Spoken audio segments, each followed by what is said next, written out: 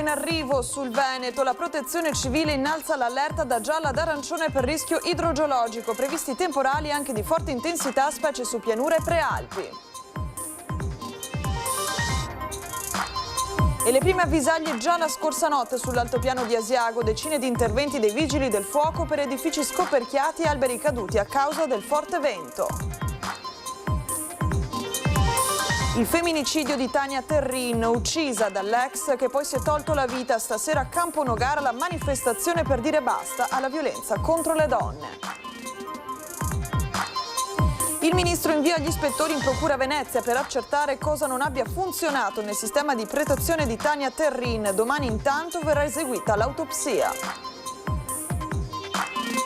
Mi hanno drogata, le prime parole ai soccorritori della 14enne trovata in stato confusionale su una panchina ad Una Verde. Indagini in corso al setaccio, le immagini delle telecamere della videosorveglianza.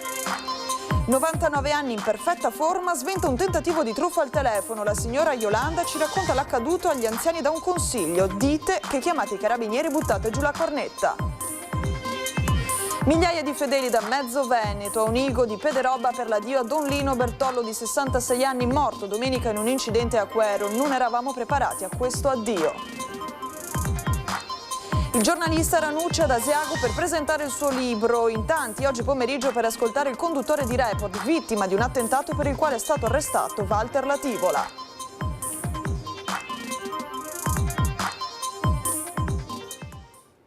Buonasera e ben ritrovati con una nuova edizione del telegiornale di Antenna 3. Partiamo dal maltempo perché nelle prossime ore il Veneto rischia di essere colpito da temporali anche forti, con particolare attenzione nella pianura e nelle prealpi. La Protezione Civile ha per questo attivato il preallarme livello arancione per rischio idrogeologico legato ai fenomeni temporaleschi. L'instabilità è attesa con rovesci e temporali che potrebbero risultare localmente intensi. Sotto osservazione soprattutto le aree di pianure e pedemontane, mentre sulle Dolomiti resta in vigore l'allerta gialla. Il maltempo proseguirà anche nella giornata di domani con possibili rovesci soprattutto nelle ore centrali.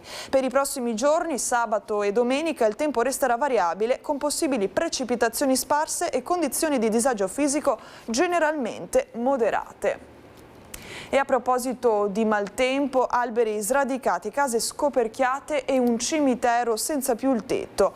L'ondata di maltempo si è abbattuta pesantemente. Questa notte ha lasciato i suoi danni pesanti sull'altopiano dei 7 comuni, tra Foggia, Galio, Enego e Asiago, i segni più evidenti. Dall'afa ai temporali, dalle temperature record anche in quota, alle case scoperchiate dalla violenza del vento. L'altopiano dei 7 comuni fa i conti con gli estremi meteorologici e con i danni causati da una forte perturbazione che ha solcato la conca centrale e l'area est nella notte. Verso le 2 infatti il vento si è incanalato su Asiago, Gallio, Foggia ed Enego, sradicando alberi e facendo volare via i tetti delle case. I danni più importanti vengono registrati proprio nel centro di Foggia, dove le raffiche hanno divelto le coperture di 3 abitazioni. I residenti parlano di 2 colpi di vento fortissimi che hanno letteralmente sollevato le lamiere con cui vengono tradizionalmente coperte le case in quel settore dell'altopiano. I pompieri hanno lavorato fino al mattino successivo per rimuovere le coperture, mentre i proprietari delle abitazioni mettevano in sicurezza quel che rischiava di finire travolto da un'altra ondata di maltempo. La corrente è stata tolta in molte zone del centro anche a causa dei tanti alberi e rami caduti sulle linee elettriche, ma in almeno un caso si è dovuti ricorrere all'interruzione perché le lamiere poggiavano direttamente sui cavi sospesi. Il sindaco Bruno Oro ha sovrinteso le operazioni di messa in sicurezza per tutta la mattinata. A Enego sono stati strappati letteralmente dalle radici centinaia di alberi, alcuni dei quali sono caduti di traverso sulle strade, con tutte le conseguenze del caso per la viabilità minore. Tante le frane e i piccoli smottamenti rimessi in movimento dal maltempo. A Stoccareddo di Gallio le folate hanno sollevato il tetto dei loculi del cimitero della frazione, scagliandolo a decine di metri di distanza. Il municipio ha subito inviato le squadre di operai per coprire la parte interessata, ma l'intervento di sistemazione verrà portato a termine nei prossimi giorni. Hanno lavorato tutta la notte anche le squadre di Asiago. Qui è stato assegnato il compito di liberare le strade ostruite da alberi e rami caduti. Molti sono stati segnalati vicino al Mille Pini, all'ingresso del centro storico, mentre nelle contrade sono state coinvolte anche auto in sosta, colpito da un albero per un bus di SVT in sosta notturna. E un primo assaggio di forte temporale a metà giornata anche nel Bellunese, in special modo fra le zone del capoluogo, Lagordino, il Longaronese e il Cadore, dove i temporali si sono manifestati con particolare violenza. Fortunatamente la conta dei danni al momento si limita a qualche pianta abbattuta e a tombini saltati per l'importante carico d'acqua. Diversa la situazione in Agordino, soprattutto lungo la 203, interessata da lunghi tratti completamente allagati e smottamenti all'aste di Rocca Pietore. In Cadore è rafforzato il monitoraggio della frana sul versante della Croda Marcorana a San Vito. Ad Arsia invece la scorsa notte la strada per il Corlo tramite la diga è stata interrotta da una frana. La situazione è costantemente monitorata dal comune di Valbrenta, titolare della strada, ma rimane comunque molto severa. Ci spostiamo ora a Camponogara perché questa sera scenderà in piazza per ricordare Tania Terrin, la 39enne uccisa la sera di Ferragosto dall'ex compagno Dino Keber, un meccanico di 43 anni residente ad Olo che si è poi tolto la vita nella sua abitazione. Organizzato ufficialmente dal comune di Camponogara, l'evento è stato ribattezzato Facciamo rumore per Tania, sulla scia delle manifestazioni che seguirono il femminicidio di Giulia Cecchettin, uccisa dall'ex compagno l'11 novembre del 2023 nella zona industriale di Fossò. Ai partecipanti sarà quindi chiesto di fare rumore anziché osservare il classico minuto di silenzio per tenere alta l'attenzione sul problema della violenza contro le donne. La manifestazione è fissata in Piazza Mazzini alle 20:30. Nel primo pomeriggio di domani invece sarà eseguita l'autopsia sul corpo di Tania. E il Ministero della Giustizia valuterà l'invio di ispettori della Procura di Venezia per chiarire ogni dettaglio di questa tragica vicenda che ha portato appunto all'omicidio di Tania Terrin. Intanto a Roma è già stata avviata un'indagine interna. Il Ministero di Giustizia intende visionare tutta la documentazione della Procura di Venezia sull'omicidio di Tania Terrin, dal suo tragico epilogo a ritroso fino all'attivazione del cosiddetto codice rosso dopo le denunce della ragazza e alle indagini sul suo ex compagno Dino Keber. Dal Ministero ci si muove ancora con estrema prudenza, ma con la determinazione di non lasciare punti oscuri su un omicidio che si inquadra in un contesto nazionale drammatico. Nel brevissimo periodo che va da Ferragosto ad oggi, in Italia si sono consumati 6 femminicidi, un numero sconvolgente che apre anche ad un interrogativo che anima in queste ore il dibattito sul caso di Tania Terrin e sulle sue ripetute denunce. E la legge a non essere in grado di tutelare e difendere le donne oggetto di minaccia o, per motivi che possono anche essere molto vari, un difetto nella sua applicazione. Non basta una buona legge e noi abbiamo una buona legge anche perché abbiamo introdotto il reato di femminicidio.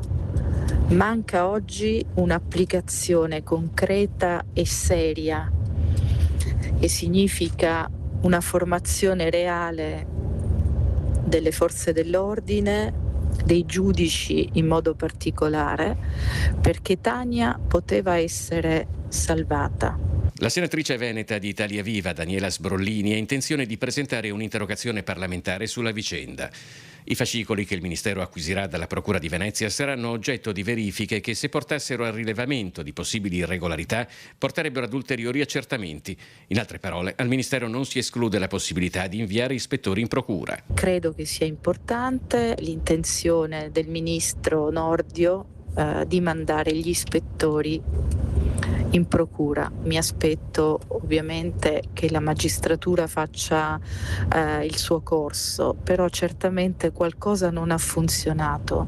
C'è anche il tema dei braccialetti elettronici che sono pochi e costano troppo. C'è il tema, secondo me, di tutto quello che deve essere una rete di aiuto, di sostegno per prevenire questo dramma quotidiano. Torniamo a parlarvi della 14enne in stato confusionale soccorsa vicino alla Duna Verde. Le indagini sono in corso da parte degli inquirenti per far luce in quanto accaduto quella sera. Agli operatori sanitari aveva detto: mi hanno drogato. Si stanno visionando le telecamere di sicurezza della zona, gli agenti della polizia locale stanno parlando con gli amici, con i titolari dei locali per cercare di ricostruire la serata della 14enne soccorsa vicino alla spiaggia Duna Verde. Era in stato confusionale, le parole che hanno fatto scattare l'allarme: mi hanno drogata. La ragazzina aveva trascorso la serata assieme ad alcuni amici, poi, secondo il suo racconto, avrebbe avuto un blackout, non ricorderebbe nulla per un periodo limitato di tempo. La ragazzina, residente nell'Interland di Treviso, è stata portata dalla madre in ospedale per accertamenti. 2 giovani lavoratori stagionali sarebbero stati portati nella sede della polizia locale per essere ascoltati come persone informate dei fatti. Molti gli aspetti ancora da chiarire. Solo gli accertamenti medici e tossicologici sulla 14enne potranno far luce sulla vicenda. Lo sgomento dei commercianti e dei cittadini. Nella pagina Facebook dell'Associazione Proprietari Duna Verde, attraverso un post hanno voluto dimostrare tutta la vicinanza alla giovanissima e alla famiglia. Poi hanno lanciato un appello ai ragazzi: non abbiate paura, si legge, di segnalare ai vostri genitori persone, comportamenti o atteggiamenti sospetti, in modo che eventualmente possano essere avvisate le forze dell'ordine. Segnalare, concludono, non significa accusare, ma contribuire alla sicurezza di tutti. Di questo episodio è stata informata la Procura della Repubblica di Pordenone, che ha raccolto tutta la documentazione.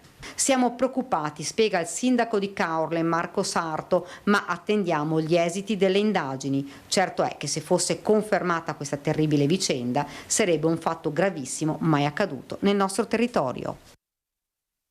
Aggressione in pieno giorno al cimitero di Oderzo. La figlia e la madre anziana sono state aggredite da 2 malviventi che le hanno rubato la collana d'oro e le hanno anche sputato in faccia.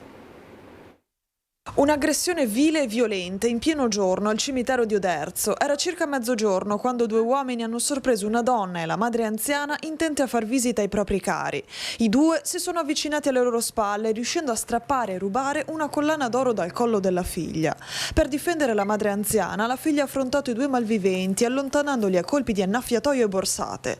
Durante la concitazione, i 2 hanno reagito con insulti e addirittura sputando contro la donna prima di allontanarsi.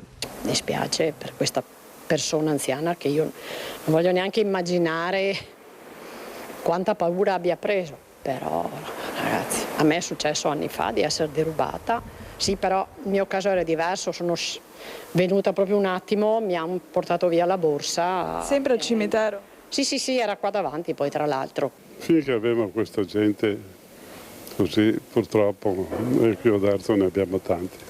Non si può vivere così. Sono delle situazioni che succedono qua in zona. Sì.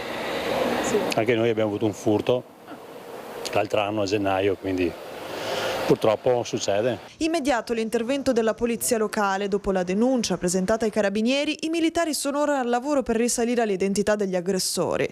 L'episodio ha suscitato preoccupazione tra le persone che frequentano quotidianamente il cimitero, soprattutto per le modalità dell'aggressione. Per questo chiedono più controlli da parte delle forze dell'ordine.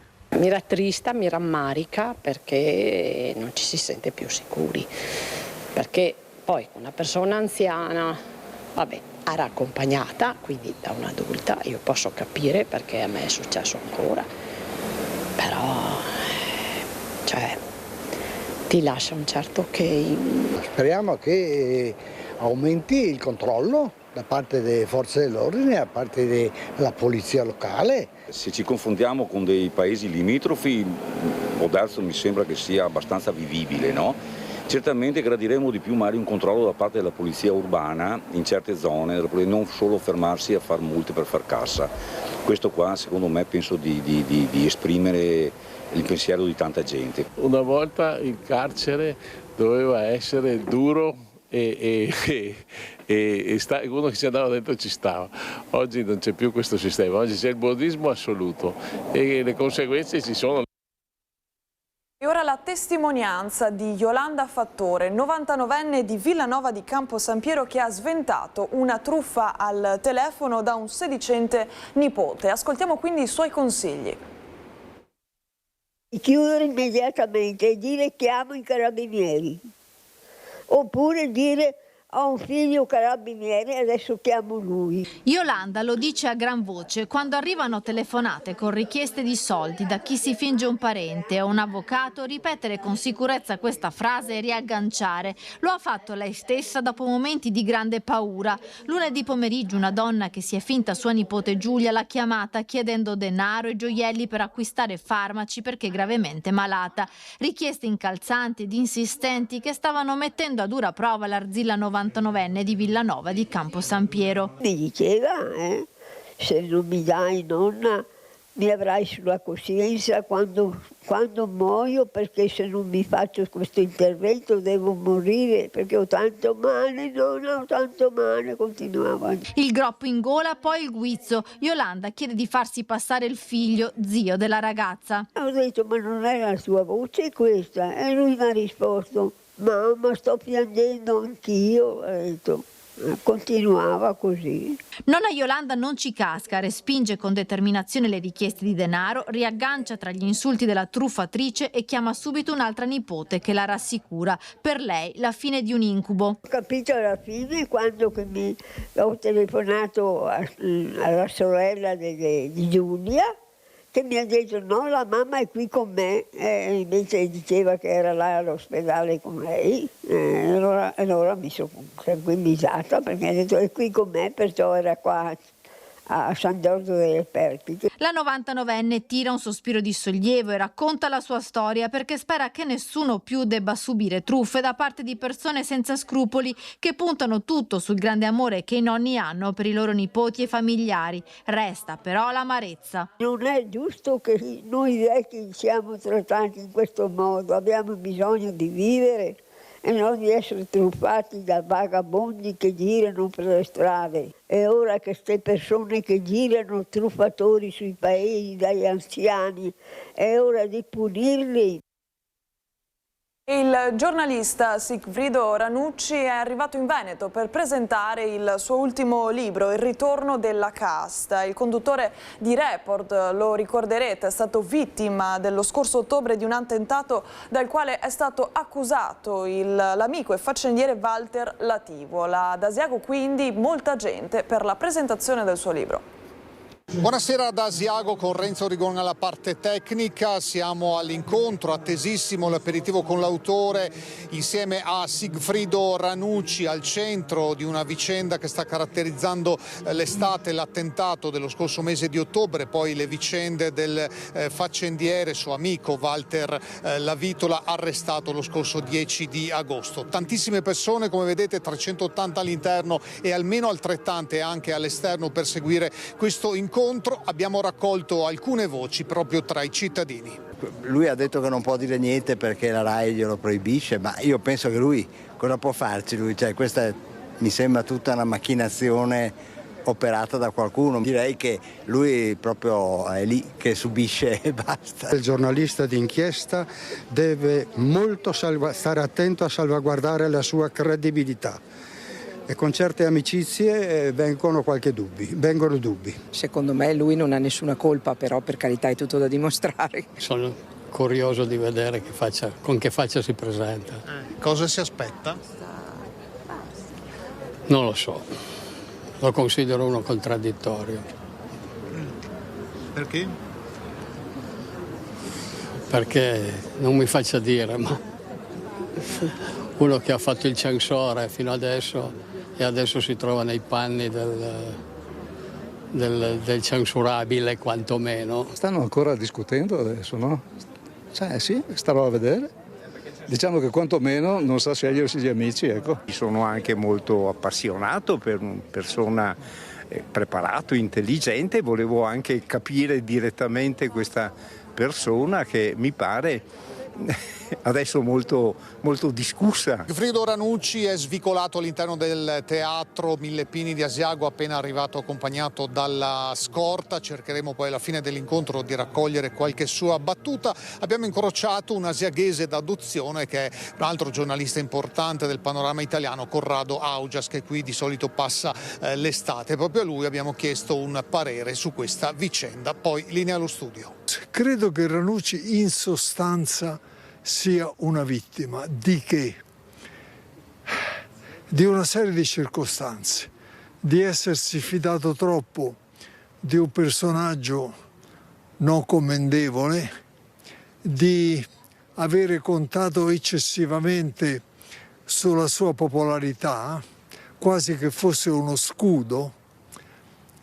La mia idea è che è stato un po' ingenuo, che doveva, proprio perché è un grande giornalista investigativo, doveva mantenere una maggiore distanza dai protagonisti e dai fatti. Lui adesso deve resistere, perché ovviamente l'affare da professionale giornalistico si è trasformato in un affare politico e lì sono intervenute delle forze che vanno tenute un po' alla larga. Il giornalista come figura continua a dare fastidio?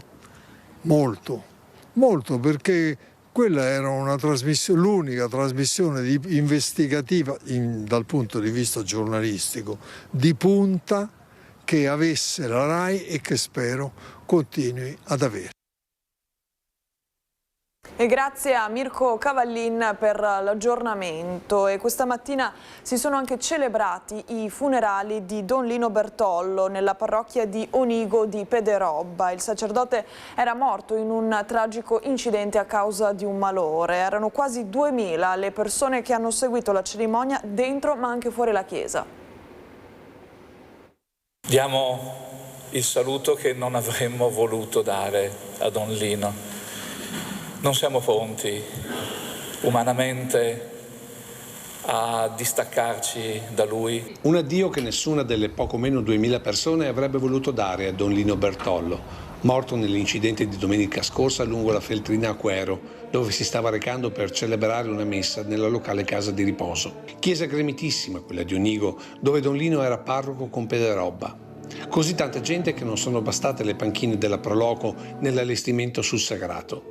E con i fedeli di queste due comunità anche quella di Borghetto, Abbazia Pisani, Peseggia, Gardigiano, Cornuda, oltre ai suoi compaesani di Casoni di Mussolente, dove era nato 66 anni fa. Tutti a ricordare questo sacerdote arrivato all'altare a 32 anni dopo un percorso nella vita laica, come ha ricordato Monsignor Andrea Bruno Mazzocato, già vescovo di Treviso e poi di Udine. E porto con me l'ultimo saluto che mi ha dato e specialmente il suo sorriso buono e pacato con cui mi ha lasciato.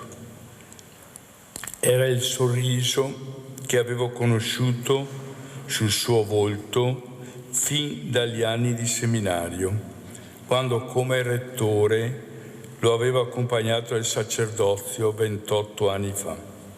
Anche per questo il vuoto che ha lasciato repentinamente Don Lino è grande, come ha sottolineato il vescovo di Treviso che ha presieduto la cerimonia. È un dolore, per così dire, di famiglia. Viene a mancare di colpo, senza preavviso, un padre, un fratello, un amico, un punto di riferimento, una guida, un sostegno nelle tante situazioni della vita che un parroco si trova a condividere con la sua gente. Ecco la sua esperienza d'amore da allora per tutta la sua vita per il Signore non è mai troppo tardi. E proprio in quello stesso 1998, assieme ad alcuni altri, veniva ordinato presbitero anche Don Eddie Savietto, che oggi, 20 agosto, avrebbe compiuto gli anni. Ricordiamo nella preghiera anche lui, assieme ai sacerdoti che ancora giovani il Signore ha chiamato a sé. Toccante al termine della cerimonia il saluto delle nipoti. Caro zio, per tutto il bene che ci hai voluto, per la tua presenza costante in tutti i momenti della nostra vita. Siamo sicuri che ora sei tra le braccia del Signore, insieme a tuo fratello Lorenzo e ai tuoi genitori.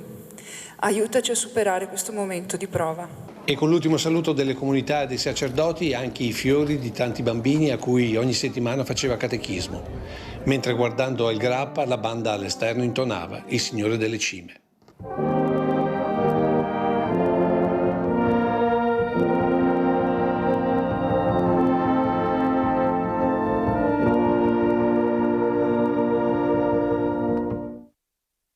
Sabato ricorre il 17° anniversario della tragedia del Rio di Rio Gere a Cortina e il ricordo dei 4 componenti dell'equipaggio nell'elicottero del Suem.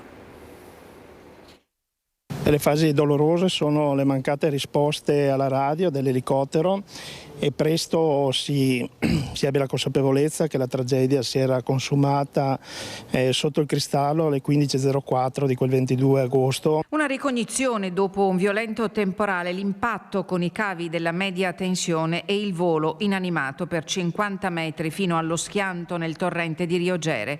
17 anni dopo il ricordo di Dario De Felip, Marco Zago, Stefano Da Forno, Fabrizio Spaziani, i 4 professionisti del Suem 118 di Pieve di Cadore è lucido, doloroso e indelebile. Giornate molto dolorose in cui però il soccorso alpino ha avuto l'appoggio e l'umanità delle comunità della montagna che si è stretta attorno a questa organizzazione, attorno al 118, e questo abbiamo potuto vederlo anche ai funerali del 25 agosto in cui 10.000 mani applaudirono, in qualche modo attribuirono onore a questi che non devono essere considerati degli eroi ma degli operatori dell'urgenza, dell'emergenza sanitaria e del soccorso alpino. Resta tuttavia una ferita ancora aperta, nota Fabio Bristot Rufus, quella della problematica legata agli ostacoli al volo, tuttora irrisolta. È paradossale che dopo 17 anni non ci sia stato ancora un provvedimento di legge a fronte di 3 disegni di legge che sono naufragati nel tempo, da quale invito ai legislatori, in modo particolare a quelli bellunesi che siedono in Parlamento, di presentare e finalizzare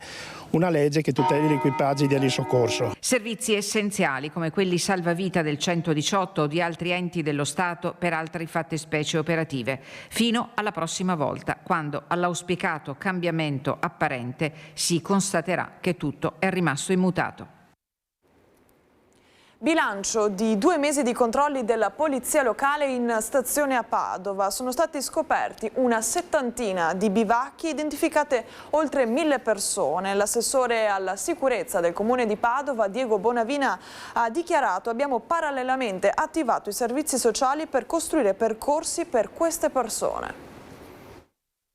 C'è una situazione che si era creata, soprattutto all'inizio di quest'estate, con tante persone che dormivano nelle prossimità della stazione, e si è parlato di una situazione di difficoltà, di degrado. Ecco, noi come amministrazione comunale riteniamo che questa situazione, che viene definita come degrado, debba essere vista da due punti di vista. Tutelare gli interessi dei cittadini, ma anche quelli di persone che non trovano altro posto per dormire e bivaccano in stazione. Con questo spirito, per 2 mesi, gli agenti della Polizia Locale di Padova hanno controllato la zona della stazione, comprese via Tommaseo e via Donghi, l'area verde della Torre Belvedere, via Valeri, piazzetta Gasparotto e piazza De Gasperi. Oltre 70 i bivacchi individuati, 35 gli ordini di allontanamento a persone che hanno occupato portici, sottoportici o marciapiedi. Abbiamo intrapreso un percorso che ha coinvolto sicuramente la polizia locale, che ha incrementato i suoi controlli, ha coinvolto ovviamente la PS, che ci ha dato una gran mano per prime ore del mattino per la pulizia completa di ogni parte della stazione. Parlo sempre della zona esterna della stazione, che è quella di competenza dell'amministrazione comunale, e poi soprattutto un grande lavoro dei servizi sociali, delle associazioni che si occupano proprio di queste persone che sono in difficoltà. 1 migliaio in totale le persone identificate dagli agenti, che hanno anche elevato 90 contravvenzioni al codice della strada, 26 i sequestri di stupefacenti individuati dalle unità cinofile. Oggi la stazione è in una situazione assolutamente ottima, direi. È una situazione che agli occhi dei cittadini è sicuramente diversa rispetto a prima, e noi abbiamo la consapevolezza anche di aver aiutato delle persone, aiutandole a andare in posti più sicuri rispetto a quelli di dormire sotto un portico. Dopo la straordinaria presentazione agli europei di Monaco, la squadra delle donne Ugo, le donne operate al seno, è pronta a partire per la Francia, dove parteciperà alla Dragon Boat Festival 2026. 1, 2, 3, Francia! Siamo pronte, siamo molto emozionate di andare a questo Festival Mondiale delle Donne in Rosa che si terrà appunto in Francia, a Aix-les-Bains, dal 24 al 30 agosto.